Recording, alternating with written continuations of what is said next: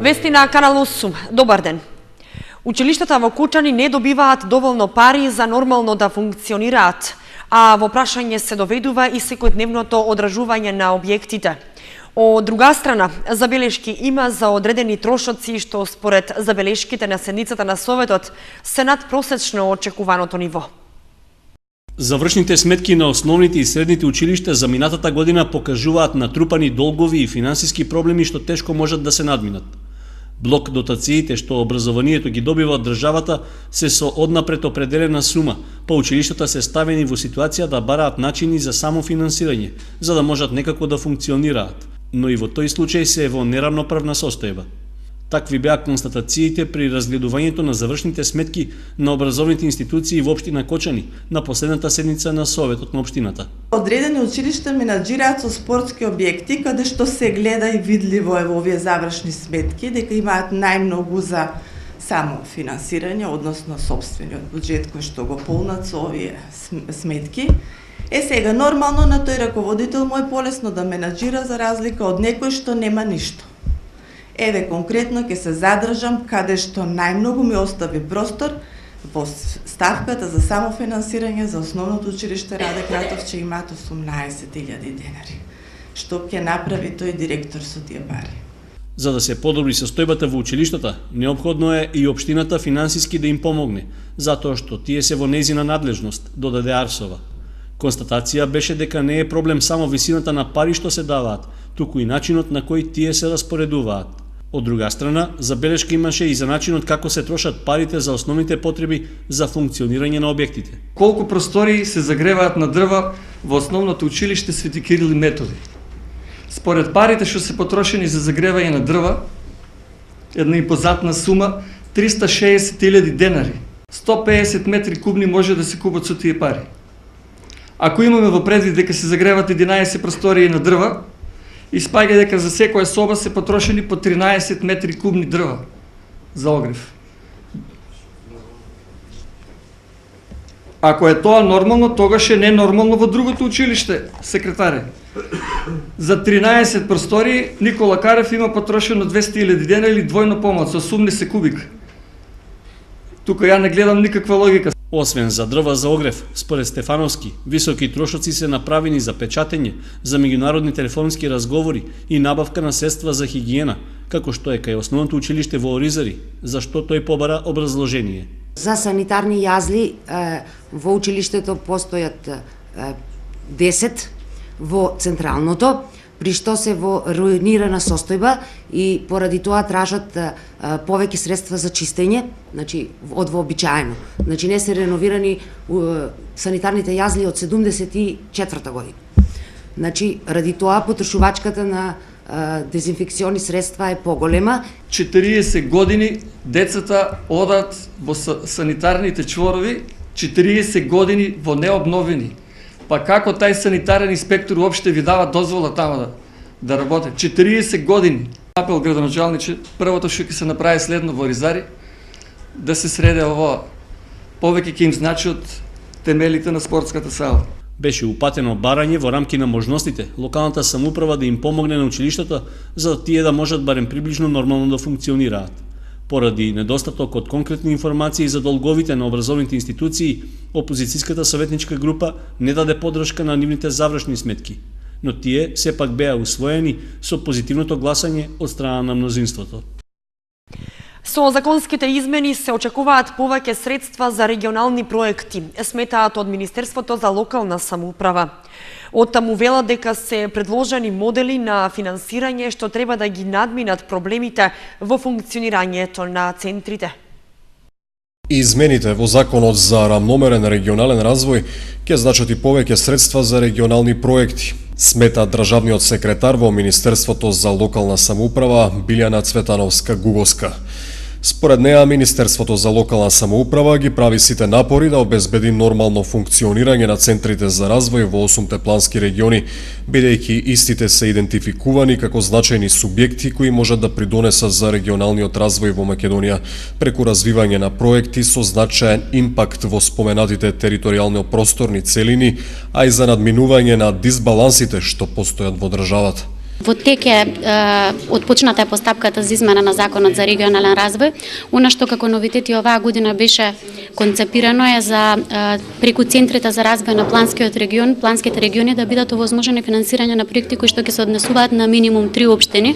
Со тоа сакаме да ги поттикнеме самите градоначалници, центрите да изработуваат по регионални проекти. Во смисла оние средства што се наменети за рамномерен регионален развој, конечно да си го добијат вистинскиот контекст кој што треба да го добијат, односно да се однесуваат барем на 1/3 од делот на регионот на кој што се спроведуваат. Со цел да се надминат проблемите во функционирањето на центрите за развој, се пристапи кон подготовка на документ во кој се предложени неколку модели за финансирање, преку кои треба да се обезбеди нивна одржливост во понатамошниот период. Нормално секоја година се трудиме средствата кои што се возможуваат како во рамките на нашата програма, но така и во рамките на програмите на другите министерства да бидат достапни за центрите за развој на планските региони, со што ќе се овозможи поголем импакт врз развојот на секој од регионите кои што нели ги покриваат центрите за развој на планските региони.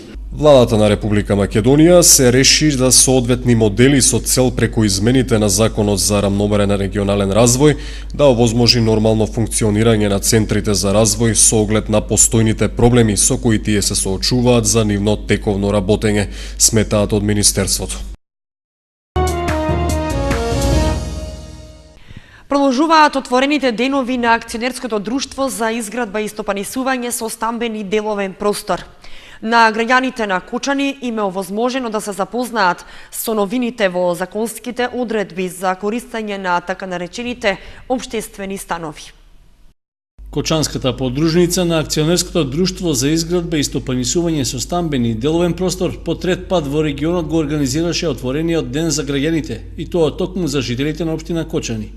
Целта на настанот е да се приближи работењето на компанијата до граѓаните, без разлика дали се нејзини корисници, и да се представат надлежностите и активностите на друштвото. Посебно овој период е битен, бидејќи согласно законски измени во Законот за домување, постои една поволност за граѓаните на законска можност да во рок до 31 март оние граѓани кои што се корисници на така наречени општествени станови, а го немаат регулирано својот статус се уште, имаат можност да пристапат до Министерството за транспорт и врски и ги остварат своите права, дали за откуп или за закуп на становите.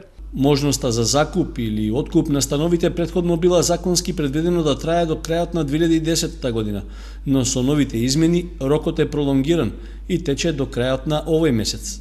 Сакам да ги повикам граѓаните, тие се во Кочани вкупно 11, на територија на подружница се 92, да го остварат своето право и да им укажам дека доколку не го остварат, односно не побараат да го остварат своето право, ќе се третираат како дивовселени лица и државата тие станови ќе си ги врати во владение согласно законот. Освен овие законски измени, има новини во одлуката за доделување станови за лица со ниски примања. Во Кочани такви има 24 стана, и тоа во зградата на улицата Роза Петрова во населбата Калиманова глава. Граѓаните кои имаат истечени договори што беа на 5 години имаат можност до 31 март да поднесат барање за продолжување на договорот за закуп на нови 5 години. Доколку сакаат и имаат услови, можат и да ги откупат истите станови под услови што се предвидени во одлуката. Дел од граѓаните кои живеат во една од зградите на споменатата локација веќе се пријавиле во акционерското друштво, а за оние што ќе ја пропуштат можноста, потоа ќе се сметат дека се нелегално вселени и со нив ќе се постапува во согласност со законот. Од 1 јуни во Македонија ќе започнат да важат законските одредби за означување на храната според стандардите на Европската унија. Непочитувањето на регулативата повлекува казни за операторите со храна што може да достигнат до 5000 евра. Казни до 5000 евра и повлекување на целата стока од промет се предвидува за операторите со храна и угостителите, ако од јуни годинава не ги почитуваат законските измени за означување на храната според европските стандарди. Таквата законска обврска треба да ја регулира пазарната конкуренција, а на потрошувачите да им овозможи да направат вистински избор. Задолжително ќе биде означувањето на алергените, кои се прецизирани во водичот што го изработи Агенцијата за храна и ветеринарство, а е достапен за операторите со храна на македонски и на албански јазик. Алергените ќе треба да се означуваат со задебелени букви, а освен тоа задолжително ќе биде и означувањето на нутритивната вредност на прехранбените производи. Новите одредби беа представени неодамна и во Кочани на отворените денови на Агенцијата за храна и ветеринарство, при што нејзиниот директор Зоран Поповски рече дека за да им се помогне на операторите со храна е издаден токму посебниот водич. Бидејќи веќе во Европската унија стапи на сила новата регулатива и нашите извозни фирми веќе ги применуваат тие правила за производите кои одат за извоз, но во јуни месец оваа година со донесување на измените на Законот за безбедност на храна ќе треба и компаниите кои го пласираат својот производ на македонскиот пазар да ги применуваат истите одредби од законот и затоа сметавме дека ова е еден добар момент да го приближиме водичот, да го поделиме до самите оператори со храна. Според Поповски, измените се предвидени со тоа што на амбалажата јасно треба да се наведуваат потеклото на храната како и остапките во нетотежината. Македонските производители на храна кои извезуваат во земјите од Европската унија од декември минатата година веќе го применуваат новиот начин на означување.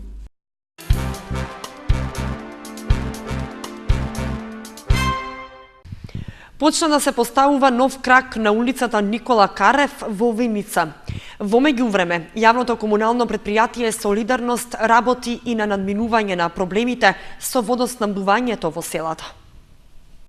Покрај улиците Илинденска и Браќа Миладинови, каде се поставија цевки за собирање на атмосферските води во должина од 1200 метри, започна да се поставува и нов крак на улицата Никола Карев во должина од 70 метри.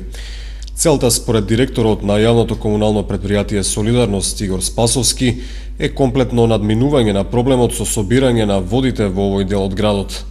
Овој зафат го реализира општина Виница со средства од сопствениот буџет во висина од 230.000 денари. Паралелно со атмосферската мрежа, екипи на јавното комунално претпријатие Солидарност работат на надминување на проблемот со водоснабдувањето на село Јакимово. Во тек е поставување на нова водоводна цевка која ќе го поврзува селскиот со градскиот водовод, а старата беше целосно оштетена од последните поплави во февруари. Во меѓувреме, селото со вода за пиење се снабдува од селските бунари. Овие инфраструктурни зафати Солидарност ги реализира со сопствени средства, а штетите кои се уште не се комплетно санирани во делот на водоводната и канализационата мрежа во Виница, Градец, Истибања, Пеклани и Јакимово се проценуваат на околу 800.000 денари. 24 годишна девојка од Виница ноќеска била нападната од две непознати лица во центарот на Скопје. При тоа, тие дрско и го одзеле мобилниот телефон и причиниле материјална штета од 200 евра. Напад и грабеж на девојка од Виница се случил викендов во Скопје, при што напаѓачите кои биле малолетни лица оствариле плен од околу 200 евра. Според информациите од Министерството за внатрешни работи, во неделата околу 23 часот и 45 минути во полициската станица Центар 24 годишната НП од Виница пријавила дека еден час порано на булеварот Партизански одреди била нападната од страна на две непознати машки лица на возраст од околу 14 до 15 години, при што и е извршена тешка кражба. Напаѓачите на особено дрзок начин и го одзеле мобилниот телефон, со што и причиниле материјална штета од околу 12.000 денари. Нападот се случил во моментот кога едното лице се приближило од левата страна и побарало пари, додека другото лице се доближило и насилно со протнување на раката во десниот џеп од јакната на НП и го одзело телефонот. Веднаш по нападот, двете лица избегале во непознат правец. По пријавувањето на настанот, полициските службеници презеле мерки за откривање на малолетните напаѓачи. Подоцна тие биле пронајдени и приведени во полицијата, а телефонот и бил вратен на оштетената виничанка.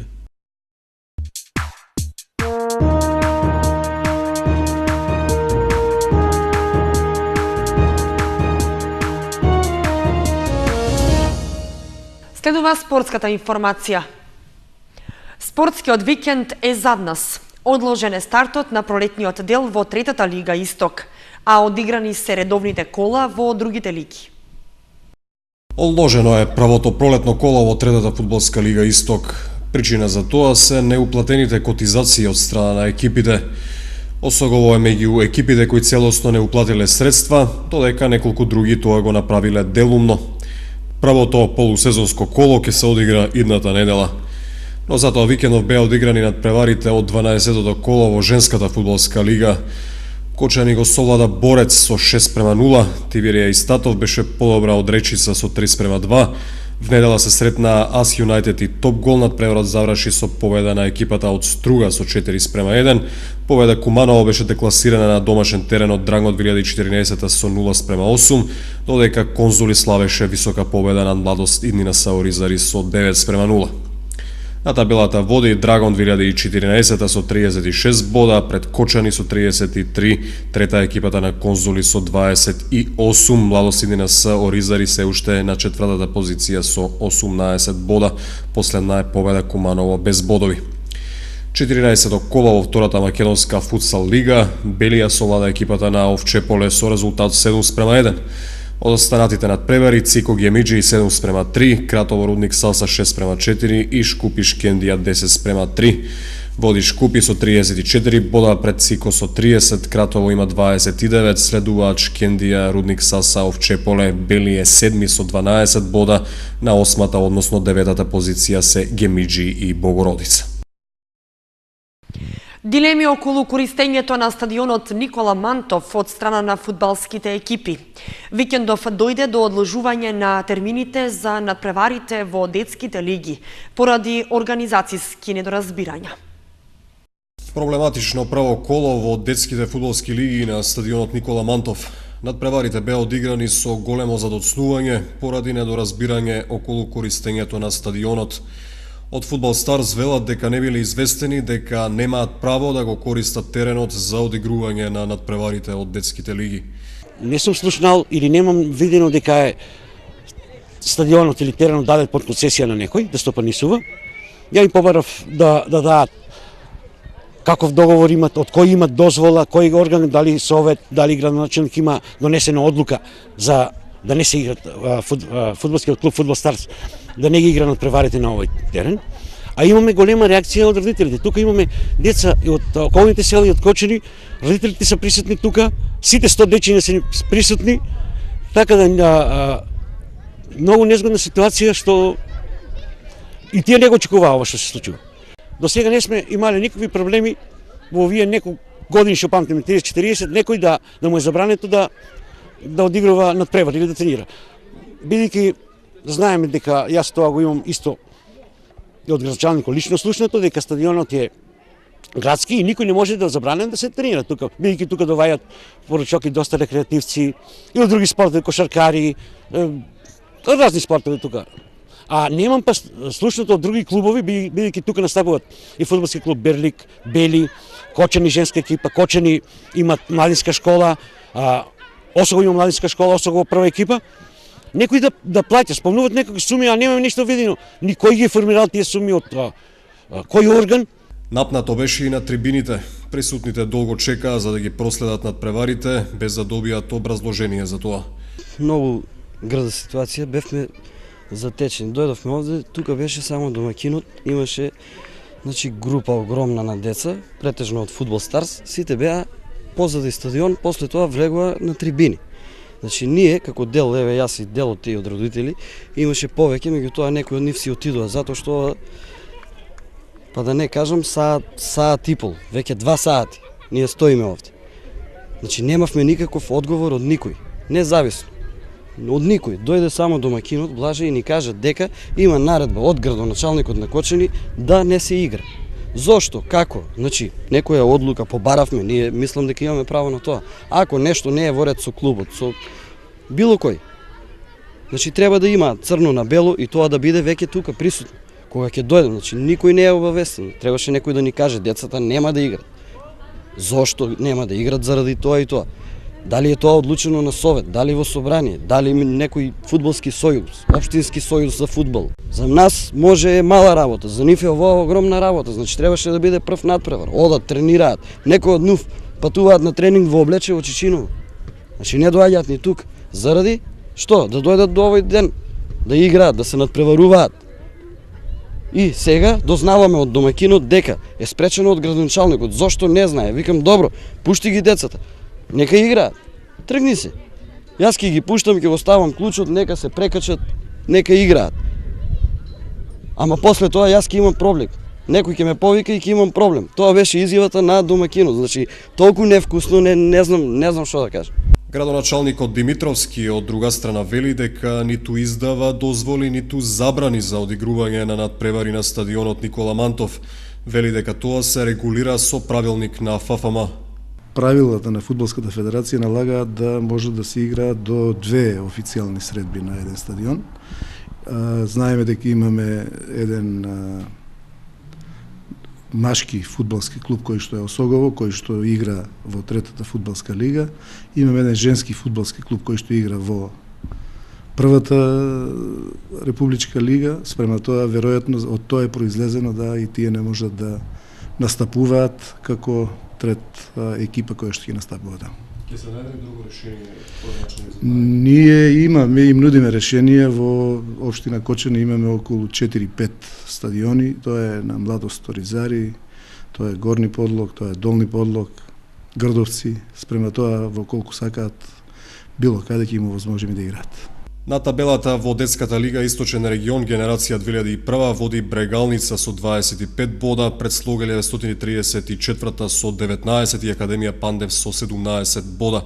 Следуваат Фудбал Старс Кочани и Градски фудбалски клуб Осогово. Во втората половина од табелата се Зрновка, Каменица Саса, Младост и Рудар.